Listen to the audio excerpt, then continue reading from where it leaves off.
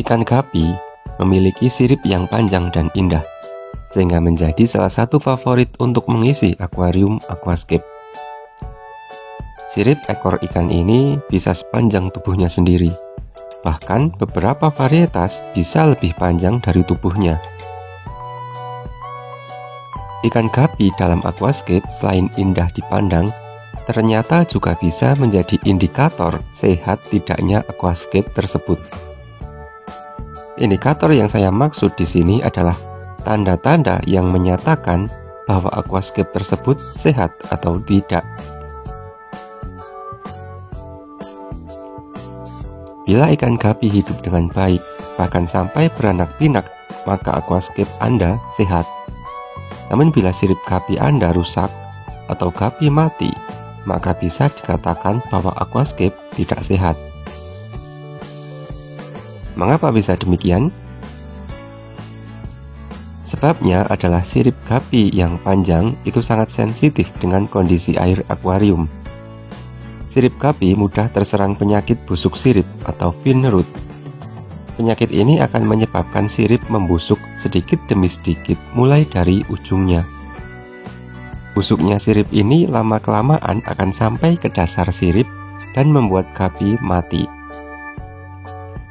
Bakteri penyebab busuk sirip dapat tumbuh subur dalam kondisi air yang kaya akan amonia yang berasal dari kotoran ikan.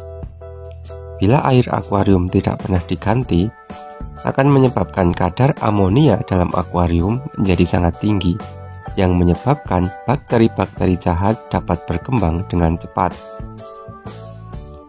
Oleh karena itu, dengan memelihara gapi dalam aquascape, selain indah dipandang, juga menjadi indikator sehat tidaknya aquascape. Bila gapi hidup dengan baik dan sirip-siripnya sehat tanpa cacat, maka kondisi akuarium baik. Namun bila sirip-sirip gapi mulai nampak membusuk, maka kondisi aquascape buruk yang disebabkan kadar amonia yang tinggi.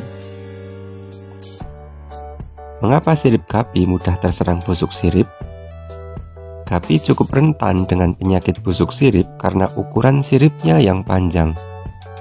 Karena siripnya panjang, daerah di ujung sirip tidak mendapat perlindungan penuh terhadap serangan bakteri.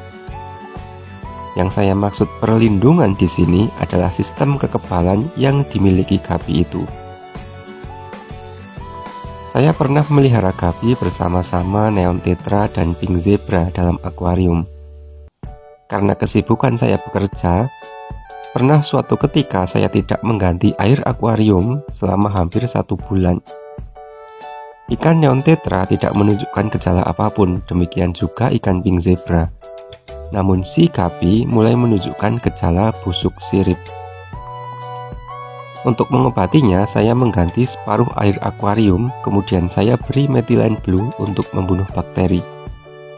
Beberapa hari kemudian ada ikan gapi yang mati, namun banyak yang tetap bertahan hidup. Jadi apa poinnya?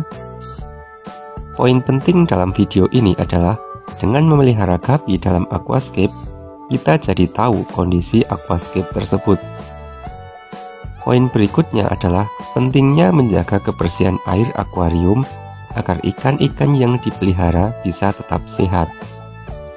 Penggantian rutin seminggu sekali sebanyak setengah bagian akuarium sudah sangat cukup. Namun bila akuarium aquascape hanya berisi sedikit ikan saja, dapat diganti 2 atau 3 minggu sekali.